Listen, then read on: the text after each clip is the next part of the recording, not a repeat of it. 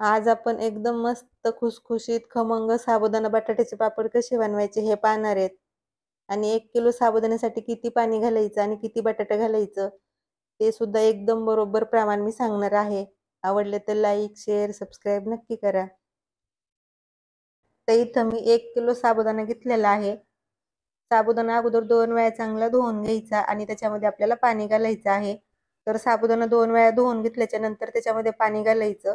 साबुदाणा बुडून अर्धा इंच पाणी वरती येईल इतपत पाणी घालायचं आणि रात्रभर साबुदाणा भिजत ठेवायचा. म्हणजे मस्त साबुदाणा भिजतो.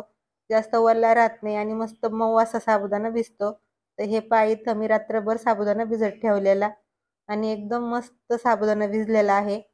मस्त मऊ झालेला आहे आणि बिलकुल चिकट वगैरे राहिलं नाही. मस्त सुटसुटीत साबुदाणा भिजलेला आहे. आणि पापड बनवण्यासाठी आपल्याला असाच साबुदाणा भिजवून घ्यायचा आहे. साबुदाणा मोकळा करून घेतला की लगेच एखाद्या भांड्याने साबुदाणा मोजून घ्यायचा, म्हणजे त्याच्यामध्ये पाणी घालायला आपल्याला अंदाज येतो. तर मी साबुदाणा मोजून घेण्यासाठी असं एक पातेलं घेतलेलं आहे आणि ह्या पातेल्याने सगळा साबुदाणा मी मोजून घेते. तर सगळा साबुदाणा मी छान असा मोकळा करून घेतलेला आहे आणि आता लगेच आपण ह्या पातेल्याने साबुदाणा मोजून घेऊया. तुम्हाला जरी 1-2 किलो साबुदाण्याचे पापड बनवायचे असले तरी सुद्धा अगोदर असं एखाद्या भांड्याने साबुदाणा मोजून घ्यायचा, म्हणजे मग त्याच्यामध्ये आपल्याला पाणी घालायला अंदाज येतो.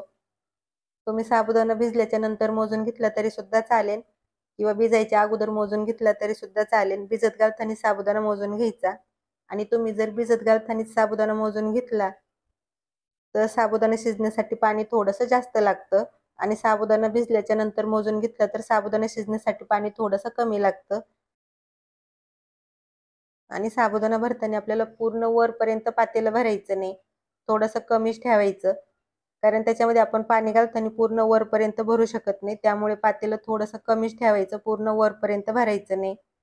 थोडासा साबुदाणा कमी जास्त झाला तरी लगेच पाण्याचा फरक पडतो. तर हे पहा इथं मी सगळा साबुदाणा मोजून घेतलेला आहे आणि बरोबर 3 पातेले साबुदाणा भरलेला आहे. आपण साबुदाणा शिजवून घेण्यासाठी पाणी गरम करायला ठेवूया. तर इथं मी चुलीवरती एक मोठं पातेलं ठेवलेलं आहे आणि त्याच्यामध्ये आपल्याला पाणी घालायचं आहे. ज्या पातेल्याने साबुदाणा मोजून घेतलाय त्याच पातेल्याने पाणी आपल्याला गरम करायला ठेवायचं आहे. तर 3 पातेले साबुदाणा भरलेला आहे. तर त्याच पातेल्याने आपल्याला बरोबर 6 पातेले पाणी गरम करायला ठेवायचं आहे. 6 पातेले पाणी एकदम बरोबर होतं. कमी पडत नाही आणि जास्त सुद्धा होत नाही. तुम्ही जर कधीच पापड बनवलेले नसले तर तुम्ही ह्या पद्धतीने एक वेळा तरी नक्की पापड बनवून बघा. तुमचे पापड कधीच बिघडणार नाहीत. तर हे पहा मी 6 पातेले पाणी काढून घेतलेलं आहे आणि आता ह्याच्यावरती झाकण ठेवायचं आणि पाणी चांगलं कडकडीत गरम करून घ्यायचं. तर हे पहा मी त्याच्यावरती झाकण ठेवून पाणी चांगलं कडकडीत गरम करून घेतलेलं आहे. तर लगेच आपण त्याच्यावरचं झाकण काढून घेऊया. झाकण काढून घ्यायचं आणि लगेच त्याच्यामध्ये आपण भिजवून ठेवलेला साबुदाणा घालायचा. एकदम सगळा साबुदाणा घालायचा.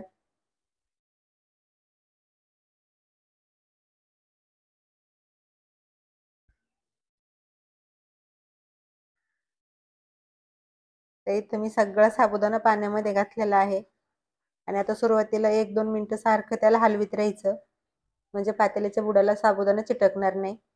सुरुवातीला 1-2 मिनिटं सारखं हलवीत राहायचं, नंतर एकसारखं नाही हलवलं तरी सुद्धा चालतं. साबुदाणा बटाट्याचे पापड बनवायला एकदम सोपे आहेत आणि खायला खूप मस्त लागतात, खुसखुशीत खमंग.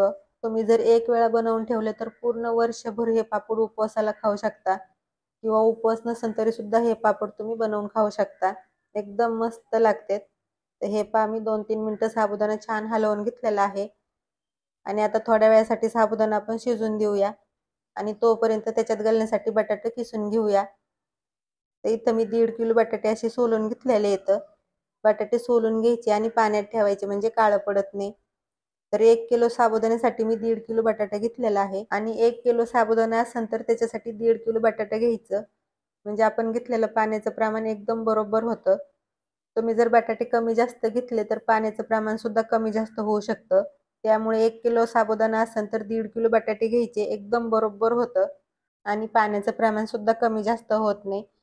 अगदी आपल्याला पाहिजे असं मिश्रण तयार होतं. तर हे पहा अशा पद्धतीने सगळे बटाटे मी किसून घेते. बटाटा किसून घेतलं की पाण्यातच ठेवायचं, म्हणजे बटाटा काळं पडत नाही.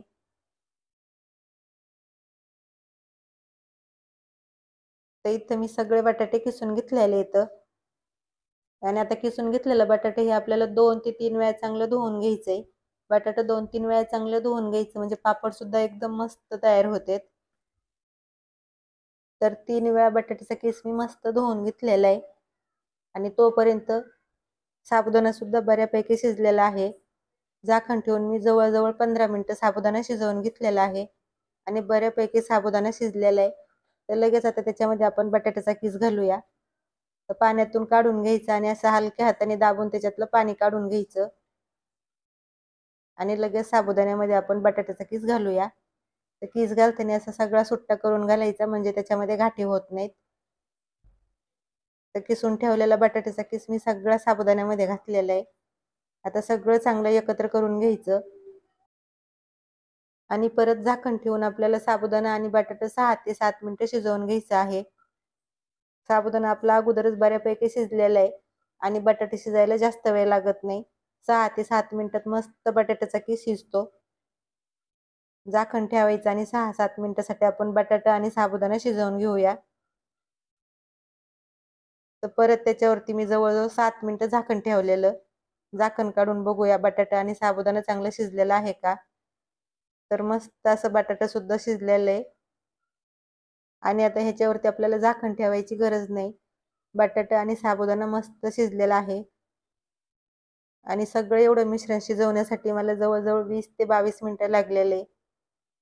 आता सगळ्यात शेवटी इथं चवीप्रमाणे मीठ घालायचं आणि 6-7 लाल मिरच्या अशा जाडसर बारीक करून घालायच्या. मीठ थोडंसं अगोदरच घातलं तरी सुद्धा चालेल, पण बारीक केलेली लाल मिरची सगळ्यात शेवटी घालायची म्हणजे पापड जास्त लाल होत नाहीत. किंवा तुम्हाला फक्त मीठ घालून पापड बनवायचे असले तरी सुद्धा चालेल. मी थोडंसं लाल तिखट घातलेलं आहे. लाल तिखट घातल्यामुळे पापड खायला खूप छान लागतात खमंग. तुम्हाला लाल तिखट घालायचं असलं तर घाला, नाही घातलं तरी सुद्धा चालेल. फक्त मीठ घालून पापड बनवायचे आणि मस्त असं आपलं पापड बनवण्यासाठी मिश्रण तयार आहे. तर लगेच आता ह्याचे आपण पापड बनवायला घेऊया. चुलीवरचं पातेलं खाली उतरून ठेवायचं आणि दुसऱ्या एखाद्या भांड्यात मिश्रण थोडंसं काढून घ्यायचं आणि शिल्लक राहिलेल्या मिश्रणावरती झाकण ठेवायचं म्हणजे जास्त गार होत नाही. तर मी दुसऱ्या पातेल्यात थोडंसं असं मिश्रण काढून घेतलेलं आहे.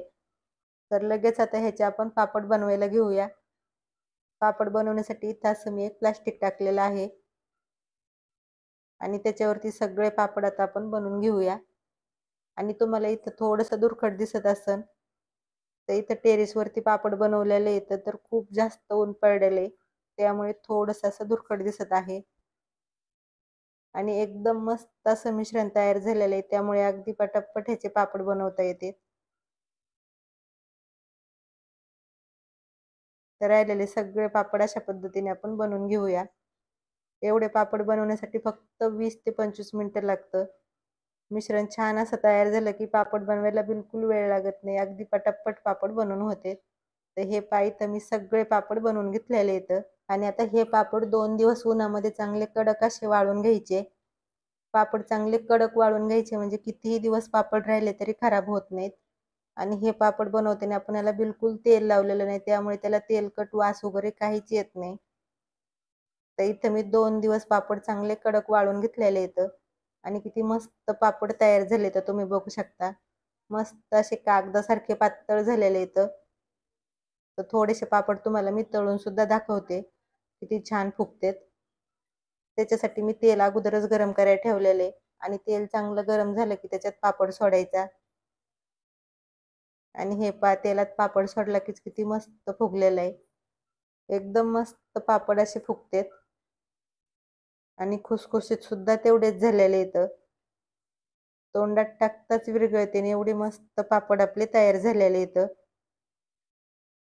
तर इथं मी थोडेसे पापड तळून घेतलेत आणि पापड बघताच तुम्हाला अंदाज येत असेल किती मस्त पापड तयार झालेले आहेत. खुसखुशीत खमंग असे पापड आपले तयार आहेत आणि हे पापड बनवायचे सुद्धा एकदम सोपे आहेत. तर तुम्ही सुद्धा अशा पद्धतीने साबुदाणा बटाट्याचे पापड नक्की बनवून बघा. आवडले तर लाईक, शेअर, सबस्क्राईब करा. धन्यवाद.